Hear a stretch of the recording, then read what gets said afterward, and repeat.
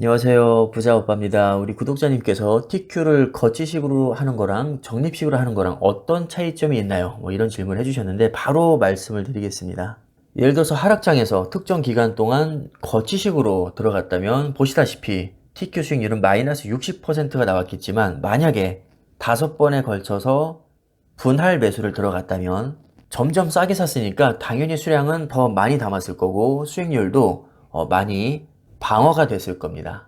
결론적으로 하락장에서는 거치식보다 분할 매수가 훨씬 좋습니다.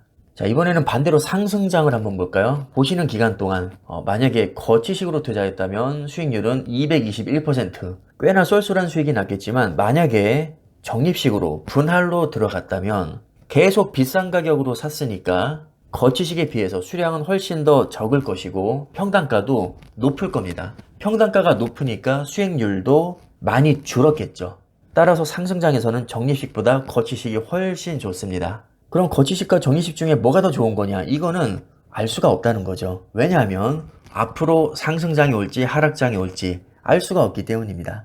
만약에 앞으로 상승장이 온다, 그럼 거치식으로 하는 게 맞고요. 하락장이 온다, 그러면 적립식으로 하는 게 훨씬 낫습니다. 아니, 우상향을 전제로 장기 투자한다면서 그러면 앞으로 오를 거라고 믿는 거니까 적립식보다 거치식이 나은 거 아니냐, 이렇게 생각하실 수도 있겠지만, 이런 경우를 한번 생각해 보죠. 예를 들어서 7년 동안 하락장에 와서 이미 계좌가 마이너스 99%를 찍었습니다. 자, 그러면 100배가 올라야 본전이 되는 거죠. 근데 그 뒤로 3년 동안 또 상승장에 와서 70배가 올랐습니다. 그래도 나는 본전을 찾지 못합니다. 왜냐하면 이미 7년 동안 마이너스 99%의 엄청난 폭락장을 얻어 맞았기 때문입니다. 이미 폭락장을 맞을 대로 맞은 상태면 그 뒤로 아무리 올라도 사실 별 효과가 없다는 거죠. 그래서 안전하게 적립식으로 가는 게 좋습니다. 따지고 보면 적립식은 수익을 극대화하기 위해서 하는 것이 아니라 리스크를 낮추기 위해서 하는 겁니다. 마이너스 99% 폭락장은 일단 피하고 보자는 거죠. 최악은 면하자는 겁니다. 만약에 수익 극대화가 목적이면 사실 분할 매수를 할 필요가 전혀 없는 겁니다. 주가를 예측해서 하락장이 예상되면 숏에 몰빵하고 상승장이 예상되면 롱에 몰빵을 해야겠죠. 사실 이게 이론적으로 가장 완벽한데 이건 현실적으로 불가능합니다. 우리가 돈을 버는 것도 중요하지만 돈을 잃지 않는 것도 굉장히 중요하거든요. 왜냐하면 돈을 너무 많이 잃으면 그 뒤로 폭등장이 와도 원금 회복이 안 됩니다. 아까도 말씀드렸다시피 정말 최악의 경우 내가 마이너스 99% 폭락장을 정통으로 얻어맞았습니다. 그 뒤로 70배, 80배, 90배가 올라도 원금 회복이 안 됩니다. 그러나 분할 매수를 들어갔다면 마이너스 30%에서 마이너스 60% 수준으로 굉장히 수익률 방어를 할 수 있기 때문에 예를 들어서 마이너스 50%였다. 그러면 2배만 올라도 원금 회복이 되는 겁니다. 그러니까 어떻게 보면 분할 매수를 한다는 것은 내가 예상치 못한 정말 큰 폭락장을 만났을 때 마이너스 99%가 될 거를 마이너스 50%로 방어하기 위해서 하는 거죠. 그래야 그 다음 상승장이 왔을 때 뒷심을 발휘할 수 있습니다.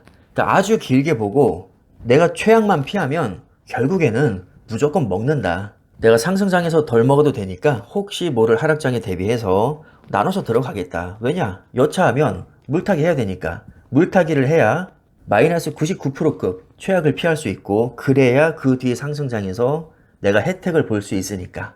그러니까 상승장에서 많이 먹는 것도 중요하지만 어떻게 보면 최악의 하락장을 피하는 게 더 중요합니다. 내가 하락장을 예상해서 분할 매수를 들어갔는데 내 예상과는 반대로 막 10배 오르면 어떡하냐? 그거는 어쩔 수가 없는 겁니다. 10배 먹을 거 내가 3배만 먹더라도 마이너스 99%될 거를 마이너스 30%로 방어하는 게 장기 투자 관점에서는 훨씬 중요한 겁니다.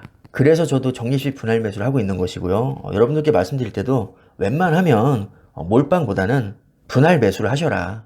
가능하면 여유 자금으로만 하는 게 가장 좋다. 그렇게 말씀을 드리는 겁니다. 이 정도면 충분히 정리가 된 것 같으니까 영상 마무리하겠습니다. 감사합니다.